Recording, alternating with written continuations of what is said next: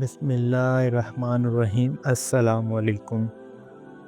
شروع کرتا ہوں اللہ کے نام سے جو بڑا مہربان نہایت رحم کرنے والا ہے۔ تو آج کی کہانی کا عنوان ہے سچائی کی طاقت۔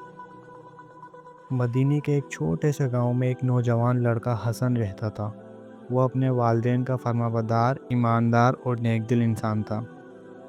حسن کا خاندان زیادہ خوشحال نہیں تھا، مگر وہ ہمیشہ صبر اور قناعت کا دامن تھامے رکھتا۔ ایک دن حسن کے والد بیمار ہو گئے اور گھر کے حالات بگڑنے لگے۔ حسن نے فیصلہ کیا کہ وہ بازار میں جا کر کام کرے تاکہ اپنے والدین کا سہارا بن سکے۔ وہ ایک تاجر کے پاس کام کرنے لگا جو کپڑوں کا کاروبار کرتا تھا۔ تاجر ایماندار تھا، مگر بازار میں کچھ لوگ دھوکہ دہی اور جھوٹ سے اپنا منافع کماتے تھے۔ ایک دن ایک امیر آدمی دکان پر آیا اور ایک قیمتی ریشمی چادر خریدنے لگا۔ جیسے ہی اس نے چادر کو ہاتھ لگایا، اچانک اس کی جیب سے سونے کا سکہ نیچے گر گیا، مگر وہ یہ بات محسوس نہ کر سکا۔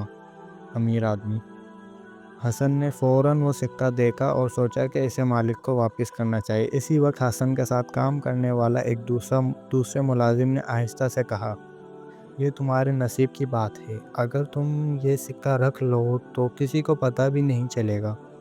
حسن نے مسکرا کر جواب دیا، نہیں میرے دوست، میرا نصیب وہی ہے جو حلال ہو۔ اللہ دیکھ رہا ہے اور مجھے صرف وہی کرنا ہے جو درست ہو۔ حسن نے فوراً سکہ اٹھایا اور اس امیر آدمی کو واپس کر دیا۔ وہ حیران رہ گیا اور خوش ہو کر حسن سے پوچھا، بیٹے، اگر تم یہ اپنے پاس رکھ لیتے تو کوئی تمہیں روک نہیں سکتا تھا، پھر تم نے سچائی کا راستہ کیوں چنا؟ حسن نے عاجزی سے جواب دیا، کیونکہ ہمارا ایمان ہمیں سکھاتا ہے کہ حلال رزق ہی سب سے بڑی دولت ہے۔ جھوٹے اور دھوکے باز لوگ وقتی فائدہ تو حاصل کر لیتے ہیں، مگر آخرکار وہ سب کچھ کھو بیٹھتے ہیں۔ اس شخص نے حسن کے ایمان اور سچائی سے متاثر ہو کے اسے انعام کے طور پر کچھ سونے کے سکے دیے، مگر حسن نے کہا، میرا انعام تو میرے رب کے پاس ہے۔ اس شخص نے حسن کے تاجر سے کہا، یہ لڑکا بہت ایماندار ہے، میں چاہتا ہوں کہ یہ میرے ساتھ کام کرے، میں اسے ایک بہتر موقع دینا چاہتا ہوں۔ حسن کے تاجر نے مسکرا کر کہا، یہ لڑکا واقعی نیک اور ایماندار ہے، میں جانتا ہوں کہ یہ جہاں بھی جائے گا کامیاب ہوگا۔